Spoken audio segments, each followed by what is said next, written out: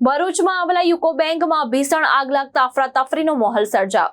શાલીમાર કોમ્પ્લેક્સમાં લાગેલી આ આગે વિકરાળ સ્વરૂપ ધારણ કર્યું.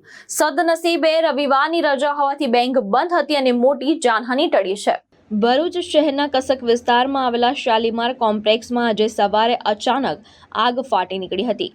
કોમ્પ્લેક્સના ઉપરના માળે આવેલી યુકો બેંકમાં લાગેલી આગે જોતામાં રૌદ્ર સ્વરૂપ ધારણ કરી લીધું હતું અને ધુમાડાના ગોટે ગોટા દૂર સુધી દેખાયા હતા.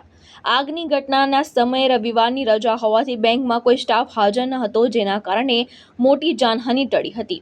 જોકે આગ નીચેના માળે આવેલી દુકાન અને શોરૂમ સુધી ફેલાય તેવી ભીતિ ઊભી થતાં વેપારીઓમાં ભયનો માહોલ ફેલાયો હતો.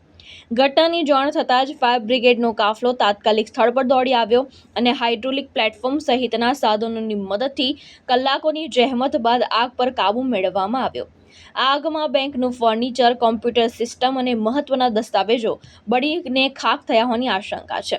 જોકે લોકર અને રોકડ સુરક્ષિત છે કે કેમ તે અંગે તપાસ ચાલી રહી છે. પ્રાથમિક માહિતી મુજબ આગ શોર્ટ સર્કિટ કારણે લાગી હોવાનું માનવામાં આવી રહ્યું છે. પોલીસ અને વહીવટી તંત્ર દ્વારા તપાસ હાથ ધરાઈ છે અને જરૂર પડે તો FSLની મદદ લેવામાં આવશે. કેતન મહેતા, દ્રષ્ટિકોણ ન્યૂઝ, ભરૂચ.